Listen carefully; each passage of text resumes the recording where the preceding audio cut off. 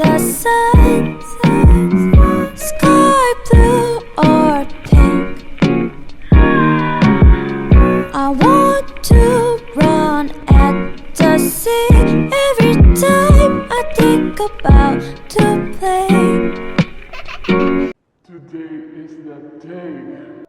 Hi guys! Welcome back to my channel. So as you can see from the title, I'm going to bleach my hair in here at home and without the help of anyone. I'm just alone. I'm a strong independent woman, so kaya ba natin to? That is the big question here. Kakayanin ko ba siyang i-bleach ng mag-isa? And papantay ba siya?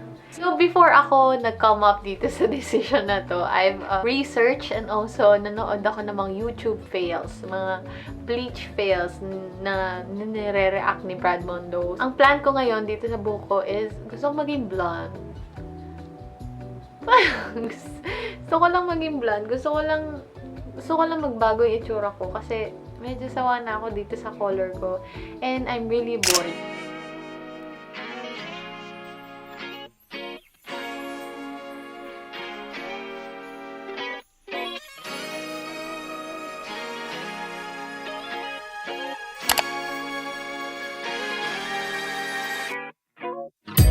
Somewhere on the sea, it got a little longer, so it seems. I burned out, so to speak. Now come a little closer. I feel a little light in the light track. I felt a bit of bad, but I came back. So, the first step that you will do is you part your hair into 4 parts. So, my hair is dark. Hindi siya jet black. It's a dark brown, pero I want to lift it na mabilis and also para gusto ko pumuti siya agad and I don't want to repeat yung bleach ng ilang times pa. So, I'm planning to use this foil para bumilis yung process and bumilis yung pag-white ng hair ko. I have here the bowl and also my bleaching powder and oxidizer. So, ito is galing sa Hairpaintmnl and I ordered it from Shopee. All of the items or the things that I use will be linked down below. So, this one, I'm really scared kasi this one is 12%, meaning it's a 40 volume oxidizer. But Bremod recommended or suggested that you should use only 30 volume below kasi masyado atang matapang ang 40 volume. Pero in God we trust. I-combine ko lang sila dito sa bowl na to and I will mix it until mawala yung mga clumps or mga lumps. And then, ang ratio dapat ng iyong oxidizer and also yung bleaching powder mo is 1:2. 1 is the bleaching powder and 2 is the oxidizer. So, good luck to me. This is it. I hope hindi malagas yung buhok ko and sana buo pa siya hanggang huli, di ba? Sana all buo. Sana all hanggang huli. Disclaimer, this is not a tutorial kasi it's my first time. And feeling ko matututo kayo sa aking pagkakamali.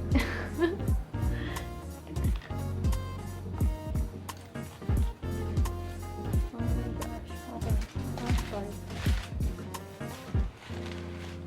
Ay, ang hirap pala nito. Oh my gosh. How? Kaya pala parang kamay na lang ang ginagamit nila.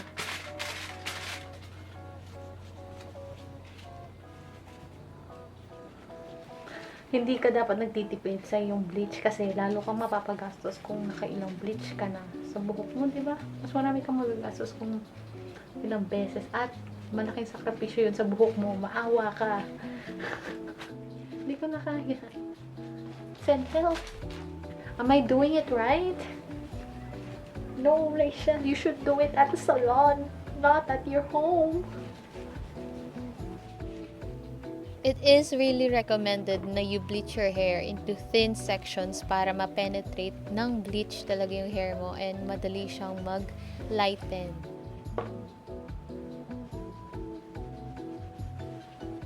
So, etong nangyari guys, mukha akong jajaman. Hindi ko kinakaya. Mukha akong jajaman. I'll just brush it gently kasi it's very delicate right now. And as you can see, it's not pantay because of my colored hair. I'm so... Say hi to my vlog. Yes. Say hi! Hi everyone.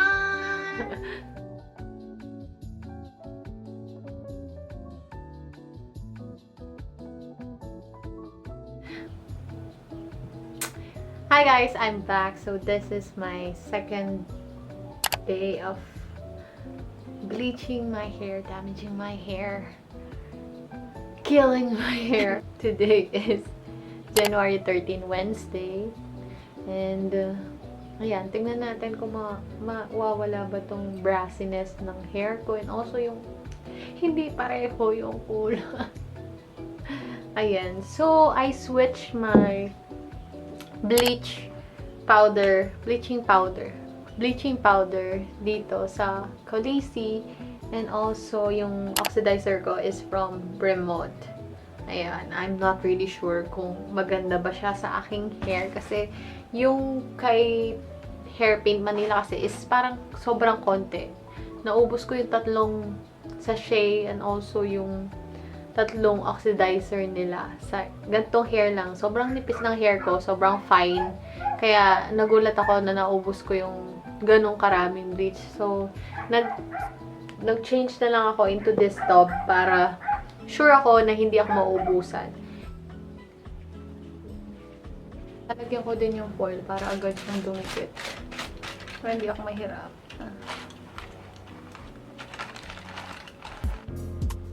So, as much as possible, nilalagay ko talaga yung bleach ng evenly para hindi siya medyo magpachi-pachi kapag natapos na yung bleach.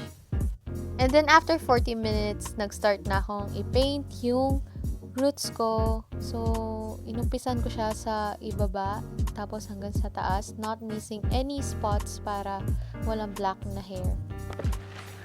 Umiyak yan. So, tapos ko na pati yung roots. Bali, mag-aantay na lang ako ng siguro yung sa baba is parang mga 5 minutes na lang yung sa baba, and then sa taas parang mga 10 minutes pa. Ayan, so ito na itsura niya after second bleach. So plano kong medyo i-bleach pa tong sa baba, siguro mga 10 minutes lang. Hindi ko siya tatagalan kasi nakakabahan na ako. So, I just bleached the parts na super dark or medyo brassy pa siya kasi hindi talaga siya pantay. So, I needed na mag-third bleach pa para maging pantay sila at medyo gumanda yung itsura niya.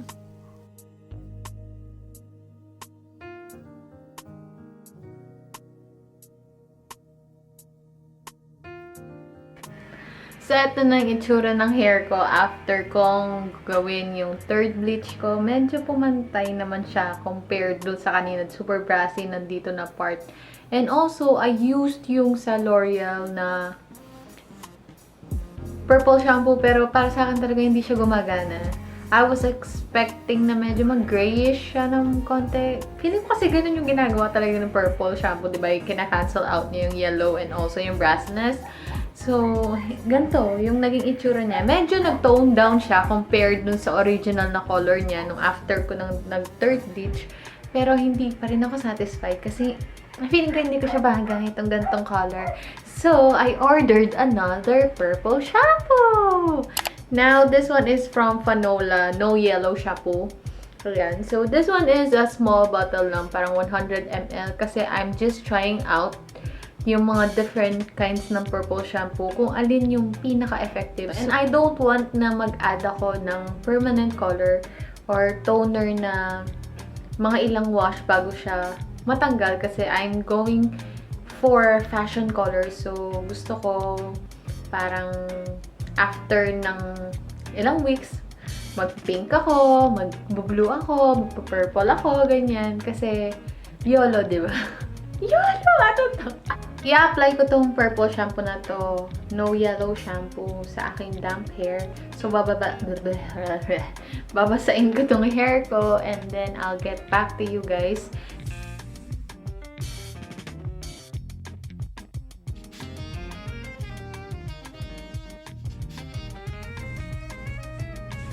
So I'm going to leave it for 10 minutes. Let's see what will happen. Oh my gosh!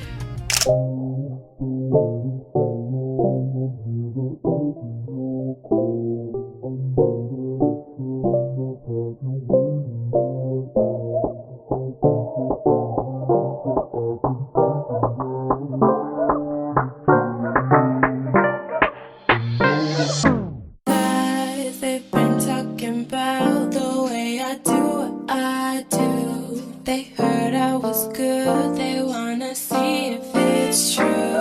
They know you're the one I wanna give it to. So, eto na siya, guys! I'm so happy! Pero hindi pa rin siya hindi pa rin siya naging gray sa ina-expect ko. Pero, I like it kaysa naman dun sa kanina na super yellow talaga. Pero, if you're looking for a purple shampoo, I would totally recommend the Fanola kasi talagang naging gray. Kung medyo parang level 10 yung pagka-blonde mo or level 9, ma-achieve mo talaga yung gray kapag ginamit mo yung purple shampoo na yun. At dahil ayoko nang galawin pa ayoko nang mag-bleach pa, kaya hindi ko na siya ginalaw, and mas okay na to para sa akin kasi nga papalitan ko rin yung color ng hair ko into fashion colors, kaya hindi ko na rin siya masyadong ginalaw kasi baka masira pa siya. Pero guys, hindi ko na-experience yung super, as in nagbe-break yung strands ko nung nagbe-bleach ako, and also wala masyadong hair fall. Hindi ko masyadong experience. At nagulat din ako kasi sobrang nipis lang din ng buhok ko at hindi ko alam kung paano niya matiis yung bleach na yon. Pero I'm really, really happy na hindi siya naging dry, as in super dry. Pero dry, ano baby? So magpakita, magkakulay na kami ng buhok. Ano? Ayan, so before kayo mag-bleach guys, I would recommend na mag-research muna kayo bago kayo mag-bleach. And also, nakikita nyo naman, hindi talaga pantay yung pagkakakulay ko dahil sa aking box dye. Kaya dito medyo grayish siya. Nakita nyo naman, naging gray talaga yung dito ko. Parang platinum blonde nga siya eh. If you're parang ina-achieve mo yung platinum blonde, I think na maganda yung purple shampoo na yun. Pero ayun nga, hindi siya pantay. And also yung sa anit ko, hindi ko na siya ginalaw kasi natatakot ako baka biglang mawalan ako ng buhok dahil anit yan eh. Yan may pinaka-fragile talaga. Yung dito sa ends, pwede mo pa siyang gupitin eh. Pero kapag dito yung na-damage, wala na eh. Wala nang bawian. So, hindi ko na rin siya ginalaw kasi nga papatungan ko rin siya ng other colors. Kaya feeling ko, mag-upload ulit ako ng another video. Pero, ibang color naman yung hair ko. Pero, I really, really love this color. Pwede rin naman siya. Medyo naging mistisa. Mistisa bangus. Kaya, if you're going to bleach your hair, guys, at magdi-DIY kayo, talagang do your research. Alamin nyo kung ano yung dapat na gagamitin nyo, yung bleach, yung volume ng oxidizer nyo, and also, kung hindi naman kayo sure sa inyong gagawin at medyo kinakabahan kayo, nagdadalawang isip kayo, pumunta na lang kayo sa salon. Guys, pumunta na lang kayo sa salon para mas sigurado. So, ayun. I hope you like this video, guys. And, sobrang biglaan lang. And, hindi talaga siya tugma sa aking mga content. Pero, I just wanna share yung journey ko, yung experience ko sa pagbe-bleach ng aking hair dito sa bahay. And I hope I would see you on my next video. See you! Bye! you.